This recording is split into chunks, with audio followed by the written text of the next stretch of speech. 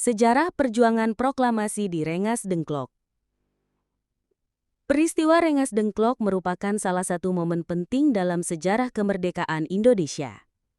Kejadian ini berlangsung pada tanggal 16 Agustus 1945, sehari sebelum proklamasi kemerdekaan Indonesia.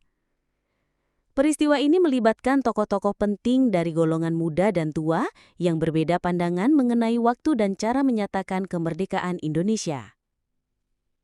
Latar belakang.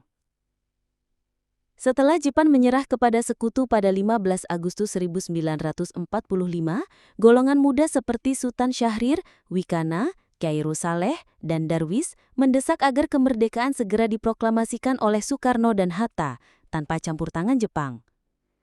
Mereka khawatir jika terlalu lama menunggu, kemerdekaan Indonesia akan dianggap hadiah dari Jepang, bukan hasil perjuangan bangsa sendiri.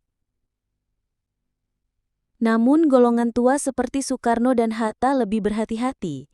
Mereka ingin menghindari pertumpahan darah dan menunggu keputusan resmi dari PPKI, Panitia Persiapan Kemerdekaan Indonesia yang dibentuk oleh Jepang.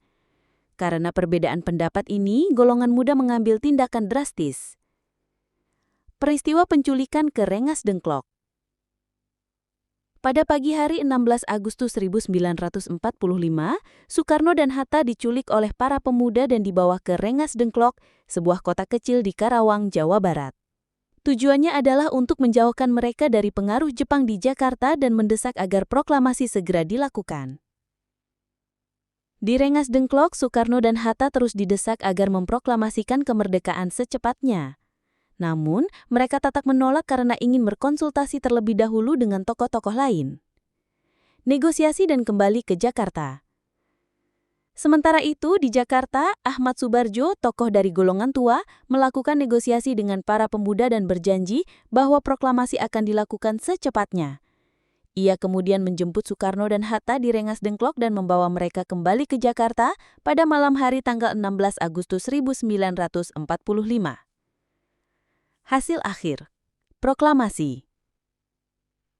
Setelah kembali ke Jakarta, Soekarno, Hatta, dan tokoh lainnya menyusun teks proklamasi pada malam hari di rumah Laksamana Maeda.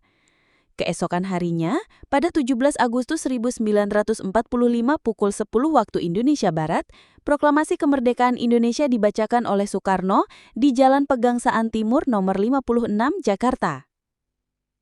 Silang. Kesimpulan. Peristiwa Rengas Dengklok menunjukkan ketegangan antara semangat revolusioner golongan muda dan kehati-hatian golongan tua. Namun, meski dengan perbedaan strategi, kedua pihak memiliki tujuan yang sama, yaitu kemerdekaan Indonesia.